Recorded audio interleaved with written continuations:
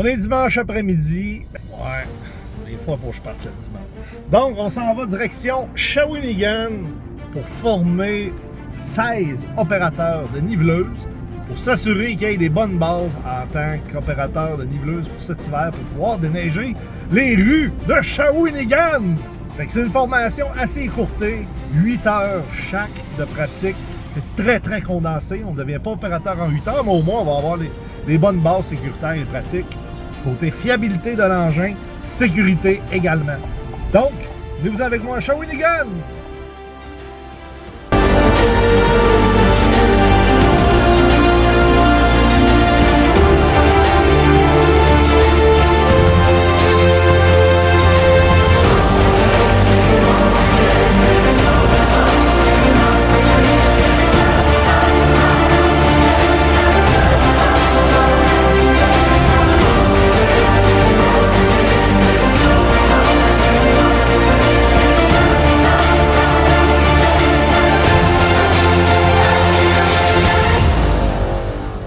Cette semaine, la formation est plus difficile un peu. Je serais supposé de donner la formation sur le déneigement à l'aide de niveleuses.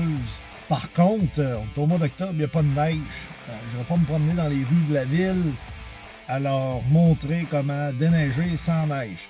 Donc, un opérateur de niveleuse, que tu pousses de la neige ou tu pousses du gravier, j'ai pour mon dire que si tu apprends les finesses d'une niveleuse, donc qu'on parle de jouer de 3/4 de pouce avec ta lame, déneiger, il n'y a aucun problème. Oui, il va y avoir des techniques de ton couteau, est-ce que tu le mets comme ça? Est-ce que tu le penches plus pour te déglacer? Est-ce que tu le penches plus pour éviter de coincer dans les craques du chemin versus que demain tu vas coincer dans l'épuiseur? C'est des choses qu'on a discutées verbalement, on ne peut pas le pratiquer virtuellement. Donc cette semaine, en plus, j'ai 4 niveleuses. J'avais 16 gars en 4 jours à passer sur 4 niveleuses.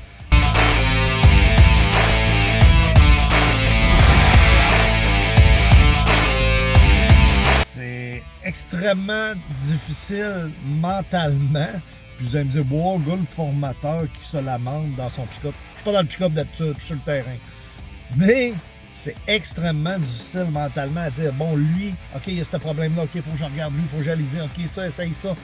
Fait que c'est pas la méthode que j'offre chez PLG.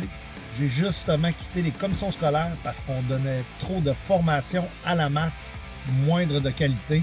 Moi, ce que j'aime, c'est être one-à-one avec l'opérateur. À la limite, 2 opérateurs en même temps.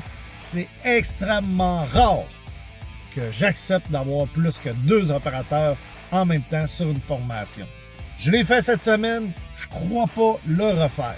J'aime mieux des fois moins avoir de contrat et qu'ils prennent quelqu'un qui va l'accepter que de donner un petit peu moins de qualité. Parce que chez PLG, c'est juste de la qualité.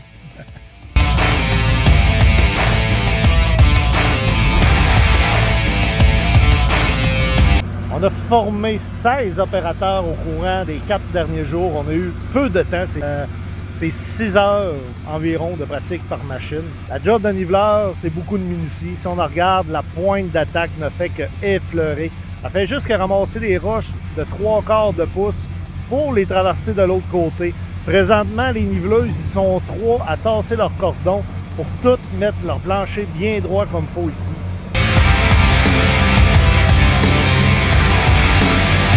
C'est beaucoup de travail d'équipe, c'est beaucoup un travail de finition. Pour devenir opérateur de niveleuse, il faut être fier de sa job, il faut être précis.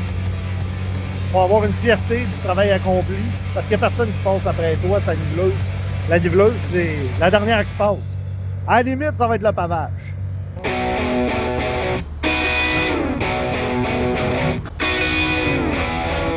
Il n'y a pas de bonne manière d'opérer en tant que tel.